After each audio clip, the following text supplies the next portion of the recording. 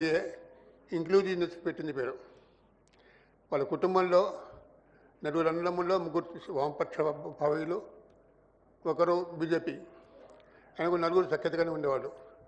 రాజేశ్వర గారు, చెన్నమనేని విద్యాసాగర్ గారు కలిసి ఉండేవారు. ఒకే ఇంట్లో ఉండేవాడు, రెండు పార్టీల నాయకులు. అట్లా హనుమంతరావు గారు గొప్ప మేధావి. ఆయన పద్మవిభూషణ తీసుకున్నారు, ప్లానింగ్ కమిషన్ మెంబర్గా ఉన్నారు. ఇప్పటికీ ఆయన ఏదో ఒకటి కంట్రిబ్యూట్ చేస్తున్నారు.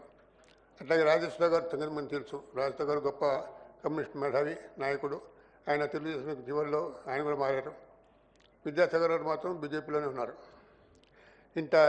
ఇంతమంది ఇన్ని రకాలుగా ఉన్నా కూడా, ఇన్ని రకాల భావజాలను ఆశ్రయించినా కూడా వాళ్ళ సఖ్యత మాత్రం తెలియలేదు. అన్నదమ్ముల మధ్య సఖ్యత ఉంది, అన్నదమ్ముల మధ్య ఒకరికంటే గౌరవం ఉంది. అది గొప్ప విషయం. ఇంకోటి, ఈ పుస్తకంలో మనకి ప్రపంచంలో ఉన్న నాయకులందరూ, దేశంలో ఉన్న అధినాయకులందరూ కనిపిస్తారు. అంటే ఫోటోలు చాలా ఉన్నాయి. ఆ ఫోటో నేను, శ్రీనివాస్ రెడ్డి గారు, అమర్ గారు ఒకసారి బాంబే వెళ్ళి రాజ్భవన్లో 3 రోజులు ఉన్నాం. ఆ ఫోటో కూడా వేశారు. అంటే ఏది వదిలిపెట్టలేదు.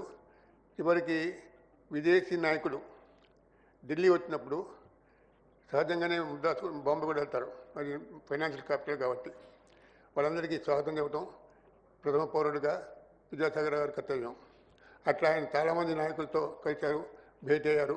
ఇట్లా బీజేపీ నాయకులు అయితే లెక్కలేదు. అద్వానీ దగ్గర నుంచి నరేంద్ర మోడీ, మిగతా నాయకులు అందరి వరకు, చిన్న నాయకులు, పెద్ద నాయకులు అందరూ కొన్ని వేల మంది ఈ పుస్తకంలో కనిపిస్తారు మనకి. ఇటువంటి పుస్తకం చాలా అరుదైన పుస్తకం, చాలా కష్టపడి రాసిన పుస్తకం, చాలా విస్తారంగా ఉంది. ఆయన రాజకీయ జీవితం గురించి, ఆనాటి సమాజం గురించి చాలా విస్తారంగా ఉంది.